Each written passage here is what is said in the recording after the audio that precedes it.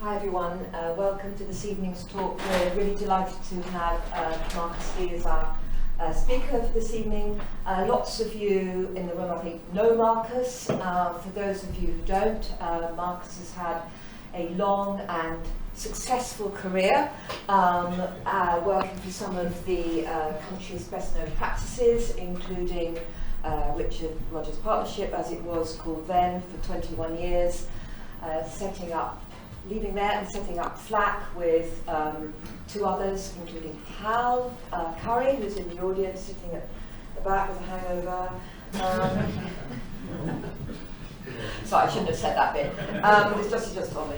And then after FLACQ, working for Arup, and then Glen House. Actually, Marcus's career is a bit like doing a special subject in University Challenge, or one of those quiz programs. I mean, there's quite a lot to remember, so I probably left something out. But you then set up on your own, and then went to Haptic. And you never went to Haptic. Nordic. Nordic. Sounds the same. But they are related. They are related. I would have been ding out.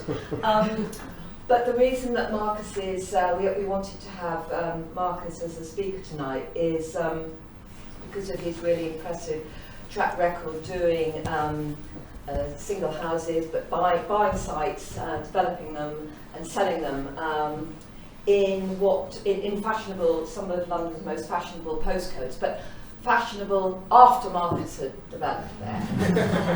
And I think that is really impressive, because that's kind of what every developer wants to do, is to get there before everybody else has discovered it. And so I think for somebody who said to me on an email a couple of days ago, I never had a plan, I think we're all going to be really interested to know how you managed to do that without a plan. So over to you in 1 second. Just as Gus said, the format is very simple: talk, questions. If you don't have time for questions, we'll be having drinks up there, so grab Marcus after that, and over to you. Thank you, and thanks for coming along. It's Thursday night. Well, Amanda and Gus asked me to talk mainly about Sprowston Mews, but also a project we're working on at the moment in Suffolk. And I was going to call this Winging It as a kind of title, but I didn't want to give the wrong impression that I act unprofessionally at times. It was more about, as Amanda's touched on, more about, as a football analogy, being on the edge. And it's interesting, I saw Kate Lee last night. I think she's the granddaughter of Basil Spence, who I think got in first at Islington. And I'm just going to indulge in a bit of history because it's important, I think, to set the context. Particularly with regard to development. I must admit, I still don't see myself as a developer architect, but I think I just make it here because there are two houses, but mostly it's been about building single family houses for myself and family. And so I'm going to try and touch on these headlines as I go through: motivation, juggling the day job, raising finance, finding land, and I think development being better than architecture, or better paid, probably it is, buying land. So I'm just going to start with that my motivation was principally that my dad, who was an architect, and he was chairman actually at Rum Jump, for those of you who know the practices of yesteryear. And I've got this magazine, I don't know if anyone's got it, it's a November issue, 1953. Architectural design. It's great, it's got lots of small houses, one by Peter and Alison Smithson, Walter Siegel, various others, but there's one by a V.H. Lee, who was my dad. And I just want to quickly reference it from the point of view of encouraging building, because he built this house in Hertfordshire, and I was born there and was there probably till I was 7. Didn't necessarily, well, I did appreciate it, but I wasn't really understanding it from an architectural point of view. But in the magazine, I just want to read what it costs, and also touching on how we as architects can always make a difference. For me, it was almost obvious that one would make money, but not necessarily in a development way. But the site, which is 5 acres, cost £300. Site clearance was £19, and the shell of the house, it seemed massive, but it was 985 square feet, costs 1,675. But then he says subcontractors by architect, and I can only think that, as I've done, that as architects we kind of manage the project, so we're kind of management contractors as well as the architect. So the whole thing was £2,931. Okay, it was 1953, but so in a way I always thought, well, I'm going to have to build a house because my dad did. Oh, here he is actually. That was me. Well, he's been chucked out of the RIBA with this group of Hertfordshire County Council architects, the school programme of the 50s. And actually the other RIBA had these big panels, so I swept in there. So that was the main motivation to begin with for building a house, was my dad built one. But also I wanted a job at Richard Rogers. And what I thought was that if I bought a piece of land, made a model, and I had this, I was able to say we're building this house, that ought to impress.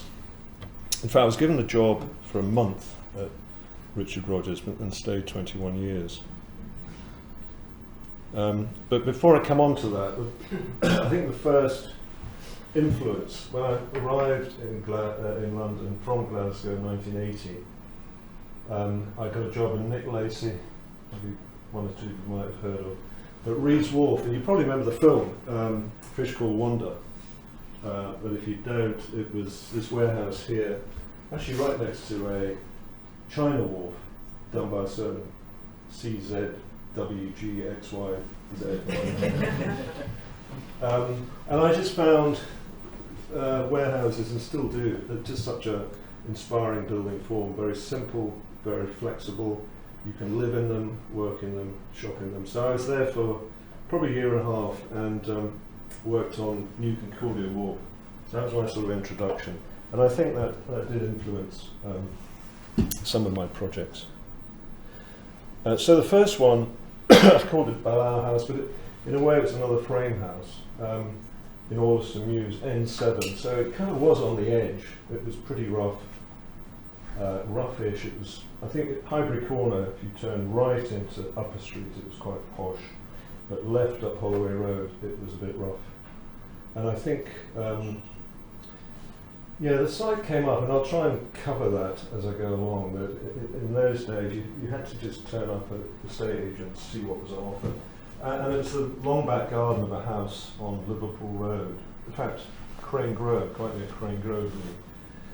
So there was no magic to finding these sites, but we took a slight risk. It just seemed that we would get permission to do something. And I think the other attraction was it had a 4-car garage on the site, which meant we could move in. And I recommend, I mean, on all the sites, to try and kind of get a feel for the place before you commit. And I'd had a flat in Glasgow as a student, which, in a tenement flat, we managed to make a bit of a profit on it, and I made just enough to buy the site, which cost £12,000 in 1982. But I was trying to figure it out. I actually can't remember. We must have got a mortgage on it. But I think what we did was we squatted in the garage for about a year and a half, and then we had to move out the garage in order to build. And two things happened. We moved to Primrose Hill, in fact, got a small flat. But I panicked, or we panicked, and I remember putting an advert in Building Design when you had the back pages with stuff for sale. And actually you could sometimes find stuff. But I put an advert, site for sale, 20k.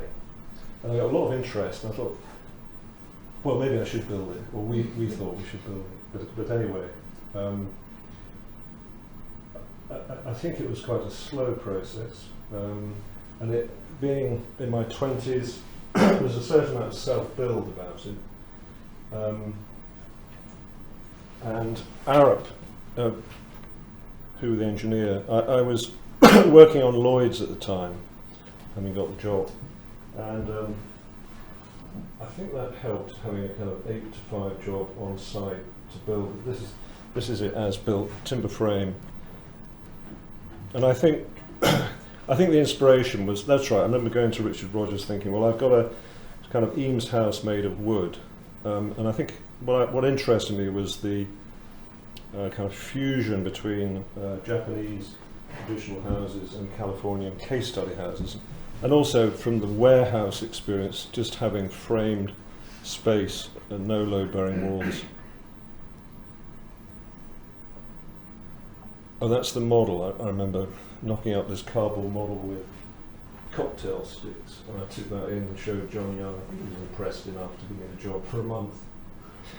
But that was the site when we bought it, probably typical of a lot of the sites that we've looked at. And here's my traditional Japanese detail that I did with Arabs, Jane Wernick, in fact. So in terms of juggling the job, I then, after Lloyd's got involved with Terminal 5, or led Terminal 5, the competition, and did a lot of master planning. So there was big scale projects that just were never going to get built, although Terminal 5 did get built eventually. So in a way, doing houses was quite a good balance, I suppose, between working in the office, because I think it is difficult if you're working for someone like Richard Rogers to be committed, as I was, but also to develop one's own houses. Anyway, personal circumstances changed, sold Sprowston Mews, and then bought a piece of land in Hackney Central in 2000, I think it was, and that came up at auction, Stretton's, which are still quite a good source of plots or buildings that can be developed. The reserve price was 15k, and I think it was the Cornwall rooms in Covent Garden. It was nerve-wracking, but we bought it for 85,000, and then discovered at the end of the garden, Joe Hagan, another architect, had building again on the main street. So this is the back of Lower Clapton Road. So I agreed to sell, I think, 3 meters of the garden, but we didn't really. Well, we took about 5 years to get planning, so it was a slow process, and we were renting at the time. But I think, I'm trying to think when having left Rogers and we formed FLACQ, I think I was using the house as a kind of way to express an approach to architecture generally. And I think it's always been the architecture that's driven me rather than necessarily making money. I assumed that I would make profit, but it was really about expressing your own architectural principles. And it was about particularly flexibility, and again going back to the warehouse living, prefabrication, and also being experimental, which wasn't maybe such a good idea as you might see later on in the presentation in terms of selling at a later date. And in fact, the image here is a complete setup in that we just formed LEEP architects at this time, and so sort of moving to about 2007, and we cleared out the living room and made it look like a thriving practice. But in fact, my daughter and all my school chums. So that was never actually became the office, but we did get. I mean, I think it is a way of impressing clients, one would like to think, because everyone is interested in houses, and although it's very similar to the first house, I think people thought I only had one idea. It was the first house had a balau, which Trada recommended, and now it's a band timber, whereas this frame house in Hackney is Siberian larch, glue laminated, and Gordon Cowley, who had that magic connector, put all the frame together. And then sold that house, and then, funny enough, although this was just a one-bed flat, I probably made, percentage-wise, more out of being here for 7-8 months in McKenna Fraser, I think it is, in Hackney Downs. But what I did here was a 4-floor flat. I simply took the plasterboard ceiling out, and suddenly it was a loft, and it seemed to add value. I think this is my first, second sale to a modern house. And of course I did an upgrade of the kitchen and bathroom. And this was kind of whilst we were looking at sites in East London. So moving on to, just to keep an eye on the time, Sprowston Mews. Now Rachel Hearn, my then co-director, it was really her who was looking for a site to build a house, and I wasn't, or maybe I was, but not as enthusiastically. And I think in terms of deciding where you're looking, we thought, and it's a sort of ripple effect, because having started in Islington, Highbury Corner, then Hackney, price-wise, we reckoned we'd have to cross the Lee Valley and look at Forest Gate or around Stratford. And in terms of transportation, what was then Crossrail was coming. So in a way, Forest Gate was where we came down. So Rachel found this rough street. And I don't know about being on the edge, because I think this is the epicenter of Newham's lowlife. So we had drug taking, prostitution, acid throwing, and a lot of garage repairs, but actually it was very vibrant, and we were the sort of people coming in, and it wasn't always like this, but it was an unadopted road, but very close to Forest Gate Station. And I remember Modern House saying that was the main thing is it's 5 minutes from Forest Gate, what's now the Elizabeth Line station.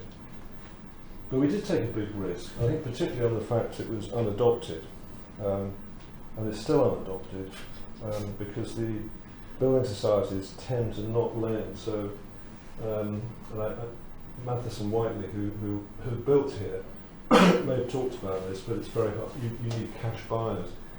But again, we were only interested in building, not selling on. So Rachel found this double site, actually, just through an agent, quite shallow buildings, maybe only 5-8 metres, £200,000. So she was going to build a house on her own, had some really interesting long plans for the site. And I suggested, well, maybe trying to get some of the garden behind in order to try and make 2 sites work. And by the way, I've just been in Prague recently. This is the Muller Villa, and this is the back of this building. And whether now we might have tried to keep a bit of what was there, but it all went. It was not in good condition.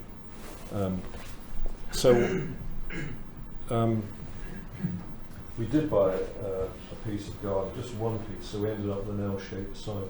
And I think we had this aspiration of doing a new Murray Mews in East London, because I think there were 4 or 5, not all architects, but sort of creative people who came together to do development. So there's Matheson Whitley, Kathy Curran, one of my daughters, Katie and Sam, and there was one other. So the other thing we just went in slightly blindly was there were no services. There was power, but there was no drainage, no water. And from a cost point of view, we should have sort of, well, it kind of evolved, and I think there were 8 different owners got together. I'll just jump to that slide. To get drainage and mains water put in, it was something like £65,000. So divided amongst 8, it was kind of affordable. But we met with a lot of resistance in the garages putting it in. This is it going in here. A lot of and that's, we ended up having to get a security guard in to stop the garage people trying to stop the mains going. It was quite wrong. But we did that because it was unadopted, and obviously we needed drainage and we needed water. And the first house that we did for my daughter, we did without having the services. So we must have felt reasonably confident that was all going to happen. So these are the 2 houses that I developed, and this was my daughter's house, and we put in an extra application. In fact, I think Graham Williamson from Nord, he had an interest for a short time. So this was the resultant site. So we had this shallow frontage to begin with, and then extended. We got a piece of garden, I think, for about £65,000. So we ended up with an L shape between 2 of us, which was difficult to divide up. But what happened in the end was I took this L shape without an extended garden, and Rachel took this site narrower. So I had this kind of prison cell courtyard, and this had a front and back courtyard, and fairly identical footprints, 8 by 5. And this was, in a way, a more conventional ground floor kitchen dining living with 4 bedrooms upstairs. What I was looking at, and I'll go into a bit more detail, was reversing it, particularly given the nature of the Mews, and having the living on the top floor, bedrooms on the first, and then the ground floor being completely flexible, either a workspace or a separate flat. And I think that paid dividends, having a self-contained ground floor studio, if you like. So we managed to, on occasions, rent that out. So we ended up with this plan. At some point, I can't remember exactly when, but Rachel felt just too much. All of the adoption, the kind of aggression of the Mews, and it wasn't an easy time, but she decided to sell, and I bought her out in effect. So I think at that point I became a developer, because I've now got 2 plots, but only needed 1 house. And then I had the good fortune of friends, Andy and Emma, who wanted to build a house. So in effect they funded number 249 as I built it out with the builders. And this was my house. By the way, these are Elliott Wood engineered buildings, just sort of get that in there. So 249, Andy and Emma's, was in a way more conventional, still a very nice house, less experimental probably. And interestingly, it ended up with a taller parapet. The reason for that was when Rachel was going to develop it, and she basically got planning for 2 buildings, that the Building Society insisted on a pitched roof, so that needed the higher parapet to have what was deemed to be a pitched roof. And we sort of kept that form. In fact, I think we put 2 applications in. See the difference there. So this was my house, and this was Andy and Emma's. And it's slightly strange, because I think looking back on it, it would have been a much... And we did look at the possibility of having a kind of dumbbell plan where you have 1 stair that serves possibly flats either side. But one of the things I wanted to test was having a stair that was effectively outside of the insulated box. So really simple plan, 8 by 5, cavity wall, brickwork inside and outside, no columns, 2 beams, and the stair was outside the Part L line, which did occasionally prove troublesome in the winter months. So in a way it was a bit like a warehouse with each floor being independently serviced, if you like. So just working from the top down, I mean that was the other thing, the planners didn't permit a roof terrace for reasons of overlooking, noise, whatever it might be, but we were always going to use them, and on the basis we had solar panels, we need to maintain them, so we'd be able to go up there. And I must say, during COVID it was a godsend, because I had no garden at this courtyard, and not only that, turned out we had a perfectly COVID compliant gap between the two houses. And if you remember the clapping on Thursday nights, and we had this sort of upper level connection. Here's the Matheson Whitley building that Amanda mentioned. Here's Andy and Emma's, and this was our roof terrace. So it was a nice kind of upper level, and we got the trees. So even though it was pretty rough down at street level, we had this amenity which was a godsend during COVID, but also, in effect, this was our garden. And I think that was partly the reasoning for going back to having a reverse, if you like, having the living on the top floor and the lower level, potentially for teenage daughters, but also as a separate flat. In fact, during COVID, I had an architect effectively living and working there, so that worked out quite well. So just going down the building,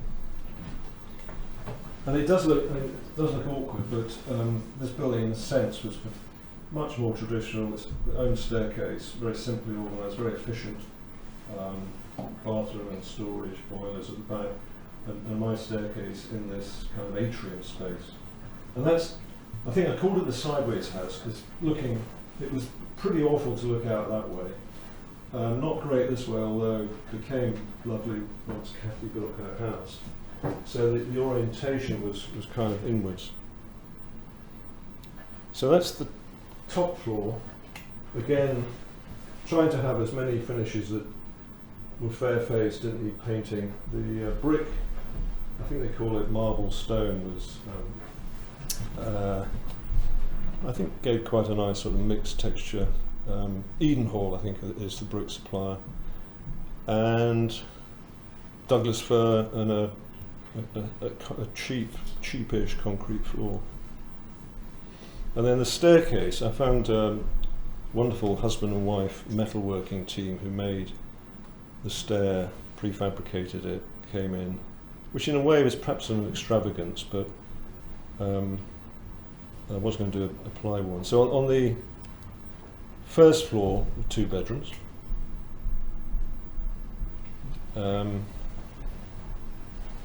Oh yes, and we had, I think, being a slightly interesting house, we got quite a lot of income from shoots and the like. And Ferno was particularly interested. He came and shot a video, and what he liked about the house was it was like a prison, he said, which I think was just to do with the mesh balustrade. And this is one of Emma's Wallace Sewell shoots.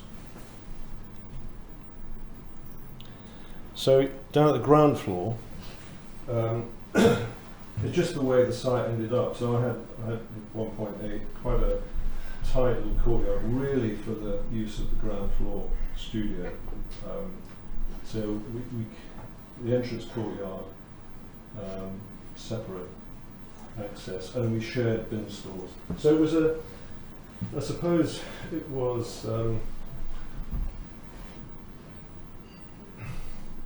it evolved, and in a way, because of the specific nature of this house, it doesn't necessarily come over as a coherent pair of schemes, but what happened in reality was this one got built first, I moved in here, and then moved across. In fact, if I moved in here and stayed 3 years, I probably could have avoided capital gains tax, but that would have held up on the programme a bit. And there's the courtyard.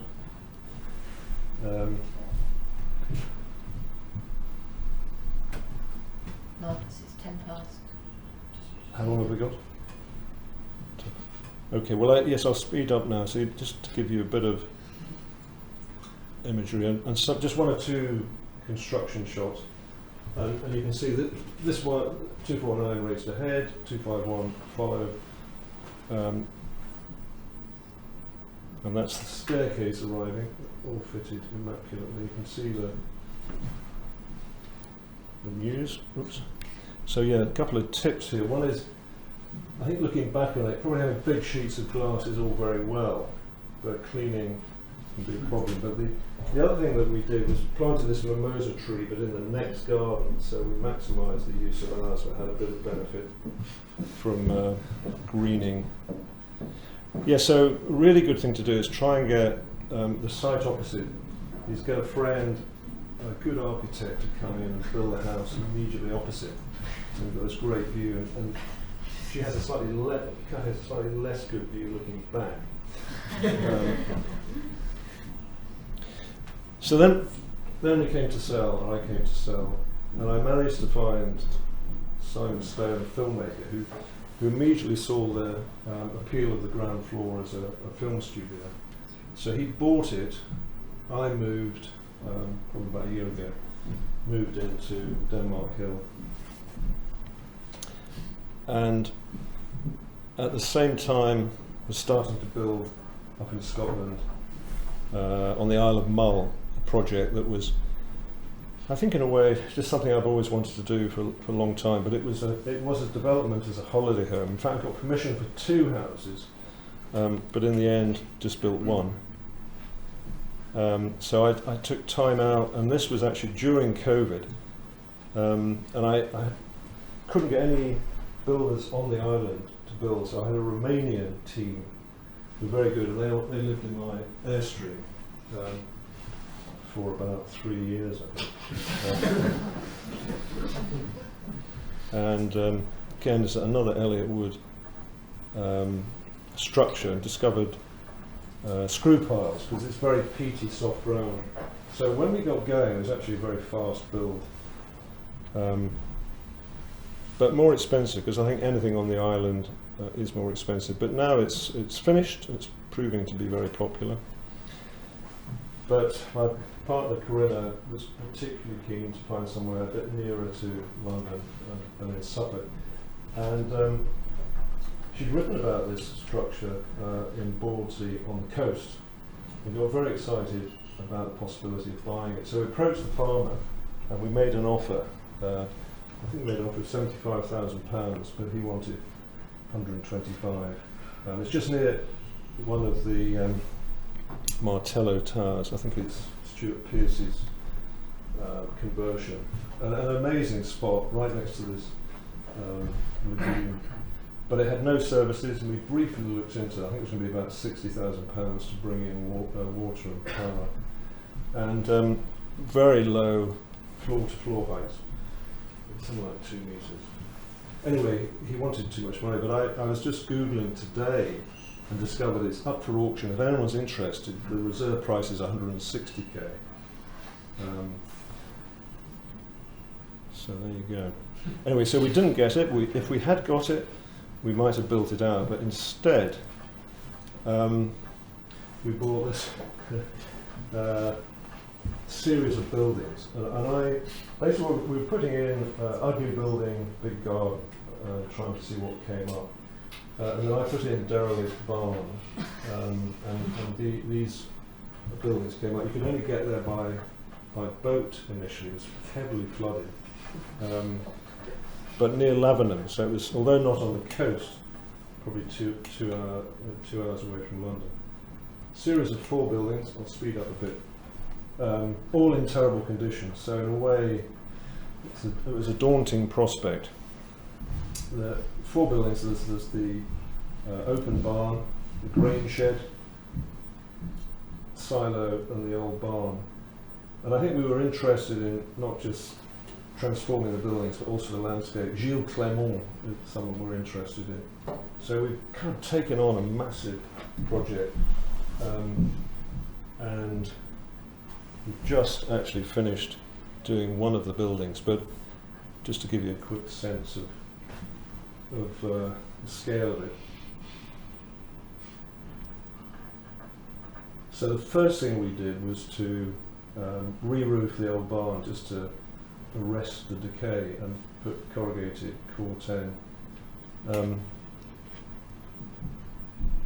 And then had various schemes to inhabit the grain shed, which had this incredible brick floor which kept all the or assisted in drying the grain. So when I spent a few days moving 8,500 bricks from the shed to the old barn, where we're hoping to just do a very simple floor. So we're trying to reuse as much of the materials. We looked at an option that basically followed the same profile as the shed, but in the end went for a simple 3-metre high pavilion building that could be built inside the shed. So it was like building a house in factory conditions. This one here, and almost to the end now. So, oh yeah, Class Q, I should mention that although it's we had a listed barn which was proving a real problem, the conservation officer was pretty much demanding that we should knock all of this down because it was causing harm to the historic barn, which is amazing. But with Class Q, we were able to get consent to, as long as we don't make the building bigger, to build within the grain shed. We're probably going to try and do something with the silo, but we decided to go for a flat roof, keep the frame of the shed, take the roof off and make a growing garden. We haven't got that far. What we've finished is the building inside. And grateful for Andy Downey here at Elliott Wood saying that we wouldn't need foundations because we had 3 metres of grain, and the loads that we've been putting back, I think I've got this right, would be much less. But we did put some spreader plates that basically built straight onto the slab, this Douglas fir frame. And these are some recent shots.